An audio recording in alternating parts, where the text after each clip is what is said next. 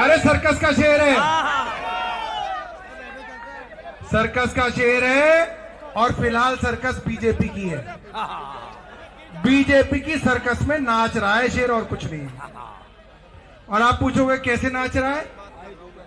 आप तुर्कमान गेट से घुसो, तुर्कमान गेट पे सिर्फ शेर शेर शेर शेर शेर लगा हुआ है और कांग्रेस लगी हुई है। आम आदमी पार्टी के झंडे हम रात को 3 बजे लगाते हैं, इलेक्शन कमीशन 3:15 बजे आके वो झंडे उतारता है। 15 मिनट में आता है इलेक्शन कमीशन। किसका है इलेक्शन कमीशन? बीजेपी का। और किसकी मदद कर रही है बीजेपी? शेर की, क्योंकि शेर बीजेपी की सर्कस का शेर है। इस बात को आप लोगों को समझना होगा। अब बीजेपी सीधा पार्टियों के अंदर सेंधमारी नहीं करती है।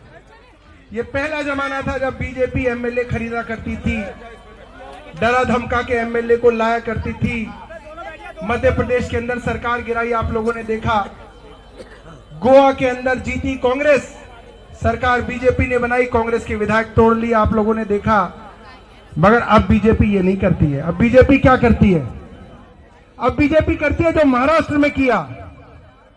शरद पवार की एनसीपी के अंदर शरद पवार के ही भतीजे को नई पार्टी बनाकर उसके सामने खड़ा कर दिया और शरद पवार का भतीजा बोला हम असली एनसीपी है। शिवसेना के अंदर शिवसेना के ही आदमी को उसके खिलाफ खड़ा कर दिया और बोले कि हम असली शिवसेना है।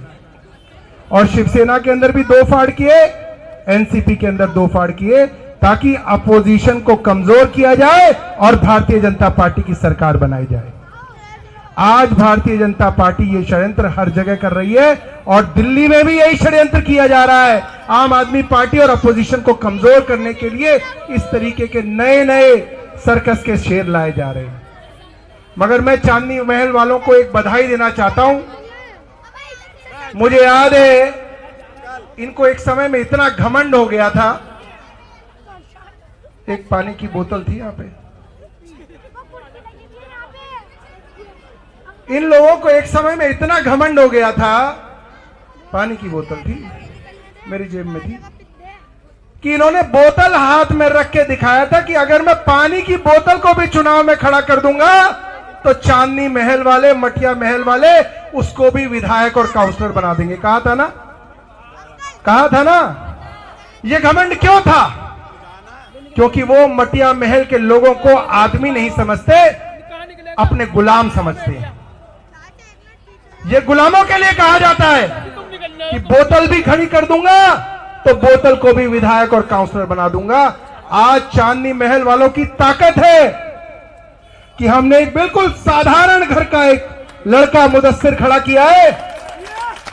एक ऐसा नौजवान जो पिछले 12 साल से आप लोगों की खिदमत कर रहा था, पार्टी की खिदमत कर रहा था। इसके पास पैसा नहीं है, इसके पास रुतबा नहीं है, इसके पास सिर्फ एक चीज है कि ये आपकी और हमारी तरह एक साधारण आदमी है, अपनी मेहनत करके रोजी रोटी कमाता है जैसे हम लोग कमाते हैं। इसको पता है अगर एक दिन मेहनत नहीं करूंगा तो घर में रोटी की दिक्कत आएगी। ये हमारे और आपकी तरीके का है।